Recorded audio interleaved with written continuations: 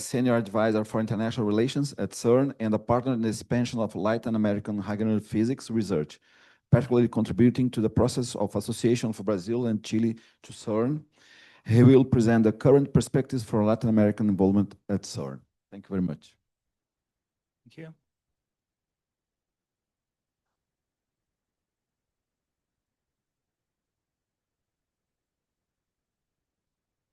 Well, good morning. I think there is nobody in the room with whom I not already worked, which is quite something, and really means a lot to me. It also means a lot to me to be again in this room. Last time I was in this room, I was invited by Ron Shellard, God bless him, and we were celebrating the 70th anniversary of SEBPF.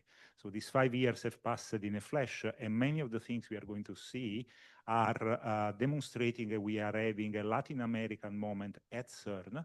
And that's exactly all the things that together, and thank you too for all your support we built in these 5 years. I want to touch on 4 things. I want to touch on the institutional collaboration that we currently have between CERN and Latin America, because all this signing a lot of papers is also sometimes giving results. And you sign a lot of papers and a lot of agreements to actually do science. I want to reflect a moment on how much science Latin America is doing at CERN right now and where we believe this is going in the future. How we are building a lot of capacity at an institutional level and a personal level. And then I want to make some reflections now, only 1 year and a half into the system, on how the integration of Brazil at CERN is going, and is going much faster and deeper than anybody would have even dared imagining. So we are extremely impressed. So let me take those in turn and start with the institutional collaboration. CERN was founded again in 1954, so we're a bit younger than the other organization we just discussed, with 12 European members. And I have to thank Ivan. Every time I listen to what he says, I learn something new. And I arranged for him to access the CERN archive when he learned a lot of things. I had to censor a couple of things that we didn't want you to see, but it's nice to look back in history. Actually, something I also like is to see that of the 12 countries that founded CERN, 2 don't even exist anymore, the Federal Republic of Germany and Yugoslavia. And the family, and I'm working now in international relations at CERN only since 6 years, 7 years.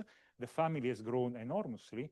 Now the family is of 36, because I already count Chilean countries, with 25 member states and 10 associate member states. Brazil is there. Chile will join us soon. What these countries do together, they share the annual budget for the operation of CERN, which is the size of a small university in Europe. And they share these costs according to the size of their economies, which means Germany pays almost 200 million francs into that, Italy 100 and something, which is a monstrous amount of money for my country. Brazil is about 1 million, Chile will be 1.5. And together, what this money does goes to pay people who work at CERN, which are not even so many, 2,700, and about 1,200 first employment contracts. And together they build and maintain the scientific infrastructure, mostly the accelerator, to enable almost 13,000 users to come and do research at CERN. You know what a user is, because most of you in this room are one. The entire model of CERN has always been this open infrastructure model, where a few countries pay a vast amount of money to build an infrastructure which is open for everybody to use and do science. I understand you understand this in Brazil for all the money which has gone into Sirius that everybody can use. But if you just stop and think just of some satellite-borne experiments, that's not the case.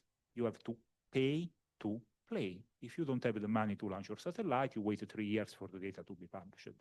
So that is an uncommon way of doing research, and has been extremely successful, and served us very much, which requires a lot of work, because in some cases you have countries that you are part of the family and you expect continuous support to the scientific community. In other cases, they aren't, which means that there is a lot of effort that needs to be made. One first effort is to establish this kind of a bilateral agreement between CERN and a government in order to enable researchers from institutes in those countries to come and join the experimental program. This is a process which started at CERN in the 90s, and we have now about 50 of those agreements up and running, with other 36 countries being in the CERN associate member state and member state. We basically have run out of countries. That's as we sometimes look at that. Almost all Latin American countries at a certain moment have signed one of those agreements with CERN. The one in yellow are countries where we have active participation of users in the scientific research. The one in black, sorry, Lucia, are the ones where we have signed an agreement. And unfortunately, it looked like signing an agreement is the end of the process. It's not the start of a process. You know, when you work in diplomacy and you meet so many people who work in diplomacy, once they sign something, they celebrate, they're very happy. That we know that exactly when he said that the hard work starts. And the hard work has actually been very successful in the limit in which we have a large contingent of Latin American users which are participating in activities at CERN. That's a non-exhaustive list of all the institutes. I'm not counting the one in Dune and in R&D which are at CERN. And then there is a note here, and I have to tell this every single time. My masters use the notion of a user to evaluate how important a country is or is not to CERN. Now, a notion of a user is somebody, as those of you who are users know, and it's more than enough in the room, who gets enough money from their institutes to be able to travel to CERN at least once every 5 years and renew a card. And the example I always make is that once I was invited here by Luis Simondim, who is not in the room, who asked me to go and meet the students, and I checked where I have my database, how many users were just 17. I go in this room and there are 60 people. Because of course, as you know very well, bachelor students, master students, and some more senior person don't make the trip. So in reality, you know it very well from the RENA5 studies, Ignazio Spioneri long ago, and others, beyond this 300, is over 1,000. That's the number normally Rogerio quotes. So the Latin American community is very large. And of course, with different demographics than Europe and excellent public universities, you have excellent number of students, and there is an excellent potential. This translates into participation into the CERN research program. Now, with the caveats that in reality, you see, if you do particle physics in Italy, you go to CERN, you just take the train and you are there. Whereas if you do particle physics in Latin America, you don't necessarily go to CERN, so we are underestimating the number of users. I would like you to consider those two graphs. The blue dotted line is all the users at CERN and is read off the scale on this side. This is time on the bottom. So you see that after a plateau in the post-lab area, the construction of LHC got an increase of users. Then once you build, you have a lot of people around. Once you run, you have less people around. You need less people to run than to build. Then you have an upgrade. Then you finish building, and you have COVID, and then you are restarting the building now. This makes perfect sense. And now you have to appreciate the slope at which the Latin American, which is the red line, read off the scale on the left, has been growing. So we have a Latin American moment. We have suffered two phenomena here, which was the end of subsidies from the European Union channeled through CERN to support the participation of researchers from Latin America CERN, plus COVID. And just look at what has happened just in the last 5 years. We have a Latin American moment. This is the countries from where the largest number of users are coming. It's basically Brazil, Mexico, Chile, Colombia, Argentina, with smaller, but not for this less important participation from other countries. These are the studies we always do at CERN are based on the countries where an institute is registered.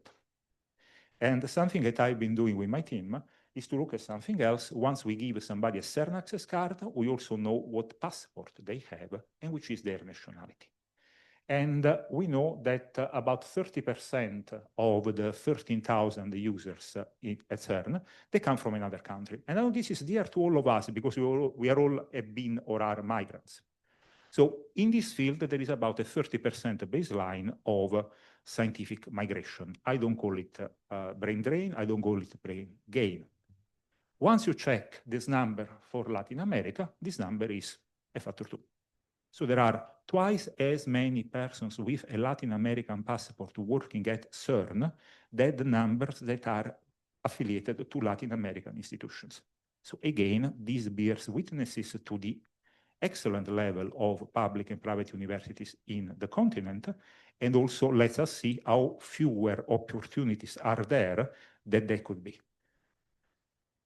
And you see that if you would count in this way, you get to 4% of the users at CERN are from Latin America, and this number is only India is doing worse in terms of immigration.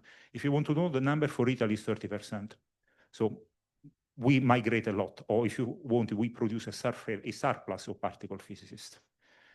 And it's interesting to see once you sum the two. So there are about 200 Brazilian users at CERN. Half are in Brazil, half are elsewhere. Mexico is doing the same, and there's Colombia, Chile, and so on and so forth. What I guess I'm trying to say here is that we don't have a problem of talent. Also, actually, as we know, talent is uniformly distributed, is that opportunities as singularity. So the entire game that we are doing, also one of the things that motivated me to switch jobs is to try to create as many singularities of opportunities as possible, which brings me to the next point, which is capacity building. Now, CERN does a lot of capacity building for its member states and associate member states because they own us. I mean, that's the one that tell us what to do. But there are at least two small initiatives that have helped in Latin America. And I do hope that with the growth of the membership in Latin America, Brazil, and Chile are cases in point, we can do more capacity building. That's something that with Ulysses we've been discussing a lot, and with many others of you, with Ignacio as well. So the main program we run is the summer student program. This is an 8-week residential program at CERN, for which this is running since ever. Now, in the last 30 years, it's been opened outside of the CERN member states. Currently, we are under an obligation to finance all these 150 students with external money, because that's the obligation we have been given. And we get about 1,500 applications a year from outside of the member states. We manage to have an 8% success rate. 40% are female, and female applications on average are much better than male applications. We talk a lot about this. That's also something that we remark in Latin America. The differential is quite high. And this is a small step, but it's a step which allows us to start a pipeline. And then we realize that very often we see people who do master thesis at CERN or doctoral thesis at CERN from one of the 40-something groups. They've been alumni of this process. So you do create the first ladder, attracting to the field a kid that says, okay, if I can go to CERN now, then I want to stay in the field because I like it. So we help the teams build capacity. The second point that I need to mention is that we have had a series of formal agreements with CLAF and with the international organization in Rome that have been very generous to help finance a few of those students. You know how it works. You have to pay 130, yes, almost 1 million francs. 50,000 there, 20,000 there, 5,000 there, 1,000 there. Thank you, the few of you who put 1,000 in your own students. Arturo, Lucia, you also have been helping, and we make the thing run. Safir has been very generous to support Chilean capacity building. And also, before Brazil became an associate member state, RENAFI has been instrumental to creating a lot of opportunity for your students. There's been a great cooperation. The other thing that we do, and again, many of you have been involved as students, actually, because I know some of you have been students at the CERN school and now are actually lecturers, is to, as somebody said, pack a PhD in 2 weeks.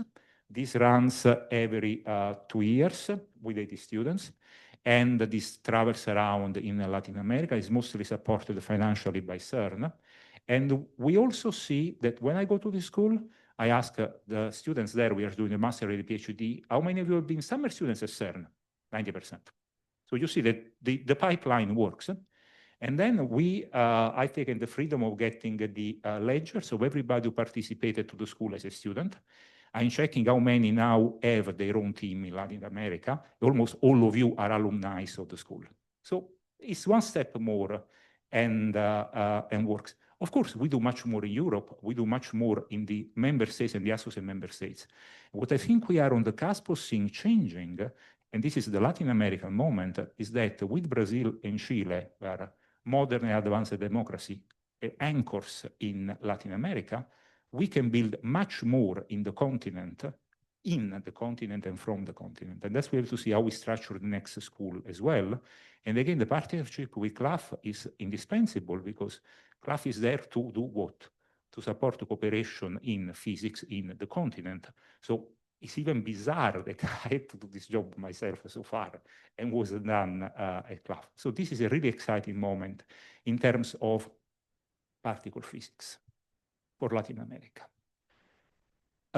That's the last thing I want to discuss is how fast has gone the integration of Brazil as CERN. Now you have to understand in our shop, we manage the 10 associate member states. Some of them have upgraded to full member states, plus 50 other countries. So we see a lot of things. So we see how things go fast and we see how things go slow.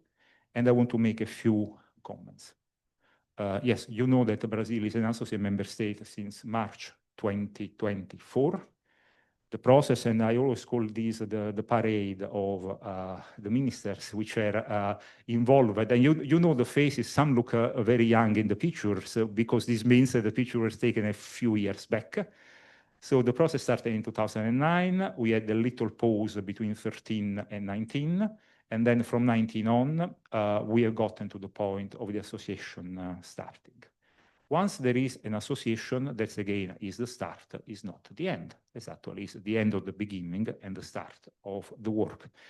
Two first things that we have seen is being already at the level of government agencies, which now they see, and that's exactly the way we think in Italy, the way they think in Germany, in France. They see CERN as the laboratory where the researchers of the country do particle physics. It just happens to be on another continent because that's where the accelerator is. So we have seen an incredible, again, Ricardo is my personal hero. He has done a lot, was in the CERN Council. We have renewed the agreement with the CERN SMPK to provide the financial support for the expenses that are incurred for the running of the experiments at CERN by Brazilian institutes. And I actually have to say that very recently we done exactly the same kind of agreements also in Mexico. So you see that this kind of thinking, that's the laboratory sits somewhere else, is a mindset which is starting to change in Latin America. And I'm incredibly excited because that's the way Europe has been thinking for many, many years. And we have exactly the same agreement signed recently with Apresentação. And all of this stuff is happening in months. Another aspect of integration that we have not discussed so far is that normally CERN does a lot of accelerator physics with the accelerator laboratories in its member and associate member states. Brazil is unique in the sense that it is a leading technology laboratory as MPM, and we are doing a lot of stuff. We started cooperating at the time of COVID. Now you can see when you sign something according to how many masks people are wearing. Seroki-san is behind the agreement. With that agreement, we supported the design and construction of superconducting elements for Sirius. That's the first superconducting coil ever built and operated south of Texas that has been put together by 25-year-olds in Campinas during COVID with a senior engineer from CERN giving them lectures on Zoom. We have transferred a patent for a compact proton radio frequency accelerator, which can be used for medical applications. And we are super happy. Now we have a CERN 5 engineers from CMPM who are working on the machine, both for high LUMI and for FCC. So we are starting a serious integration. Something that you might not know is that, of course, we are upgrading the LHC accelerator. We will need a new LHCb and a new ALICE. If those detectors are approved, the new ALICE will have a magnet, and the baseline at the moment is that this superconducting magnet will be built by CMPM in Brazil. This is huge technologically because this is the niobium titanium cables in a copper matrix, in aluminum matrix for current and thermal stabilization, which only can be hopefully produced in Brazil. Europe doesn't produce these cables anymore. And that's the largest piece of infrastructure for particle physics ever to be built south of Texas. We don't know if it works or not. This shows the level of integration. We have other integrations already running. CERN has now an agreement with INPE. INPE is doing for environmental monitoring a large-scale distributed infrastructure for data storage. They're using EOS, which is a CERN technology. So the two senior researchers at CERN helping running our IT system to learn and deploy these. With Rafael Navarro, the ILO of Brazil, we are discussing now with SENAI the possibility for seconding engineers and technicians at CERN to work on the experiments. I just can't believe how much stuff we have been doing only in a few months, because it's like 90 months that passed since Brazil is in. Later, we are going to celebrate and welcome Brazil from the accelerator point into LCC. I just want to conclude to say that this is a momentum for Latin America at CERN, and that's the moment of Latin America at CERN, from all this kind of agreement and things you sign. And this is, to me, a one-in-a-generation opportunity for our younger colleagues, because that's the moment in which with HI-LUMI we are going to build 2 new detectors almost from scratch. That's the moment we are designing FCC from the physics and from the accelerator side. And that's something that this continent can do, and I hope much more collaboration will come from the integration that the CLAF is trying to bring about. Thanks so much for all your support over these 5 years.